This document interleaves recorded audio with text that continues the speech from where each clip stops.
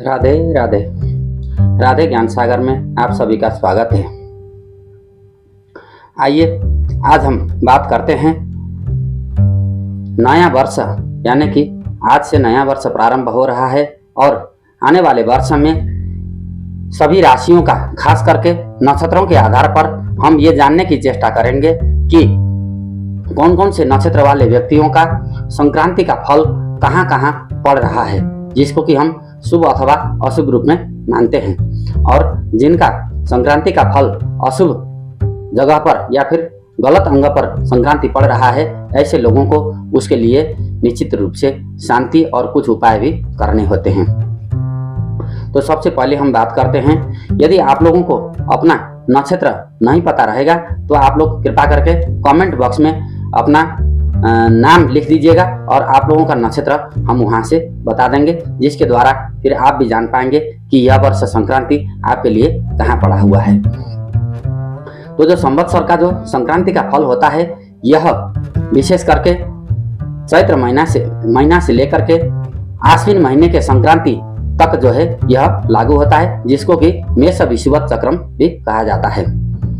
और उसके बाद फिर वर्ष का उत्तरार्ध, यानी कि वर्ष के आधे भाग जो बाद वाला हिस्सा है, उसमें तुला विषुवत संक्रांति के द्वारा देखा जाता है, लेकिन प्रमुख रूप से मेष विषुवत चक्रम के द्वारा यह देखा जाना चाहिए और इसी का जो है पूरे वर्ष भर फल तय होते हैं। तो सर्वप्रथम हम लेते हैं उत्तर भाद्रा, रेवती, अश्विनी, कृतिका, रोहिणी और मृगशिरा नक्षत्र। इन नक्षत्रों में उत्पन्न जातकों का संक्रांति शिर में संक्रांति का वास है। ऐसे लोगों को जमीन जायदाद का लाभ हो सकता है, जमीन खरीदने के योग बन सकते हैं और यह अच्छा है। उसके बाद आता है धनिष्ठा, शतभिषा और पूर्वा भाद्रा नक्षत्र। इन तीन नक्षत्र वाले लोगों के लिए मुख में संक्रांति का वास होता है। ऐसे लोगों को बढ़िया बढ़िया स्वादिष्ट व्यंजन खाने को मिलेगा और जहां भी अपनी राय प्रकट करना होगा या फिर कुछ बातचीत करनी होगी तो इनकी बातों की सराहना की जाएगी, बातों का सम्मान होगा और मुख में रहने से पंडित या फिर बुद्धिमान व्यक्ति की तरह इनको देखा जाएगा, तो यह भी शुभ माना जाता है। फिर आता है ज्येष्ठा, मूल, पूर्वाखाड़ा, उत्तरखाड़ा और श्रवण नक्षत्र में उत्पन्न होने वाले जातकों के लिए संक्रांति का वास यह वर्ष हृदय में पड़ा हुआ है। तो ऐसे लोगों के लिए भी संक्रांति शुभ फलदायी रहती है, जो कि धन आने के रास्ते तय होंगे और कहीं ना कहीं से रुका हुआ धन भी वापस आ सकता है, या फिर कहीं आप लोगों ने किसी प्रकार का कोई व्यवसाय, नौकरी, पेशा या फिर कहीं इन्वेस्टमेंट यदि अगर किए होंगे तो वहां पर निश्चित रूप से आप लोगों को सफलता मिलेगी, लाभ मिलेगा, अच्छा है। फिर आता है स्वाति, विशाखा और अनुराधा नक्षत्र।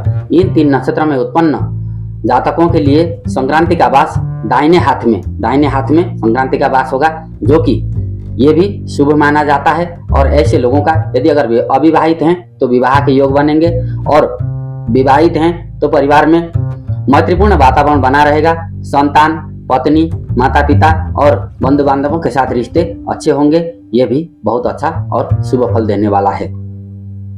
फिर आता है उत्तर फाल्गुनी, हस्ता और चित्रा नक्षत्र में उत्पन्न जातकों के लिए बाएं हाथ में संक्रांति का वास रहेगा और जिनका बाएं हाथ में संक्रांति का वास होगा, इसको जो है अशुभ माना जाता है। ऐसे लोगों का धन ज्यादा खर्चा होने की संभावना रहती है और धन खर्चा करते हुए विशेष रूप से सावधानी अपनानी होगी और खास करके बड़े बड़े धन से संबंधित फैसले यह वर्ष ना ही लें तो अच्छा है।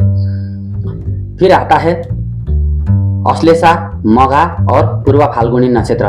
ये तीन नक्षत्र वाले जातकों का दाहिने पैर में संक्रांति का वास होगा यह वर्ष, और दाहिने पैर में जिनका संक्रांति का वास होगा उनमें मिश्रित फल मिलते हैं, अधिकतर अच्छा मिलता है और कुछ कुछ जो है इसके अशुभ फल भी होते हैं। अशुभ फल में ये हो सकता है कि आप लोगों को व्यर्थ की ज्यादा लंबी चौड़ी यात्राएं करनी होंगी, जिसमें कि आपको फायदा कम मिल सकता है और अधिक परिश्रम करना पड़ सकता है। फिर आता है आराद्रा, पुनर्वसु और पुष्य नक्षत्र। ये तीन नक्षत्र में उत्पन्न जातकों के लिए संक्रांति का वास बाएं पैर में पड़ रहा है, जो कि अशुभ माना जाता है और इन जातकों के लिए विशेष रूप से शरीर में रोग, भय, चोट पटक लगने की संभावना, वाहन चलाते समय विशेष ध्यान देना होगा और खास करके बड़े बड़े आर्थिक संबंधित फैसले नहीं लेने होते हैं। और विशेष करके जिन लोगों का संक्रांति अशुभ पड़ रहा हो, ऐसे लोगों को खास करके बाएं पैर और बाएं हाथ में जिनका संक्रांति पड़ रहा हो, ऐसे लोगों को चाहिए कि वो गंगा स्नान करें, नारायण की पूजा करें, रुद्राभिषेक या फिर भगवान शिव जी को जब जब मौका मिले या फिर सोमवार के दिन में जल चढ़ा सकते हैं, जलधारी करा सकते हैं, दुर्गा सप्तशती का पाठ जप इत्यादि कर सकते हैं, पंचामृत के द्वारा भगवान को स्नान करा सकते हैं और समय समय पर नवग्रहों की शांति हेतु घर में कोई छोटा मोटा ही सही यज्ञ हवन इत्यादि रखने से भी उनको जो है इसके शुभ फल प्राप्त होते हैं। और जिनका अशुभ है, खास करके बाएं पैर और बाएं हाथ में जिनका संक्रांति पड़ रहा है, ऐसे लोगों को, ब्राह्मणों को और छोटी छोटी कन्याओं के लिए दान द्रव्य दक्षिणा इत्यादि और भोजन की व्यवस्था समय समय पर करवा लेने से शांति मिलती है। तो और जिनका संक्रांति शुभ पड़ रहा है, उनको विशेष रूप से कुछ ज़्यादा करने की आवश्यकता नहीं है। फिर भी जब जब मौका मिले आप लोगों को गंगा स्नान या फिर भगवान के आराधना समय समय पर करते रहना चाहिए, उनको अच्छा फल मिलता है। राधे।